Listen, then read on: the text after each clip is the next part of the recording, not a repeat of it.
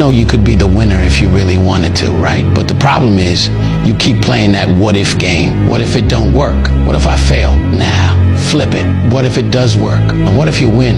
Then what? You're gonna be sitting there happy, right? You say you wanna win, but then you're scared to lose. What sense does that even make? Look, you can't talk about wanting to win and then be scared of the risk. That's not how this works. If you lock in, keep your head down and stay focused on the vision, how could you not win? The only thing that's gonna make you lose is your own mindset, and that's all on you. Your biggest enemy ain't out there, it's in your head. So if you wanna win, you gotta get out of your own way. And here's the truth.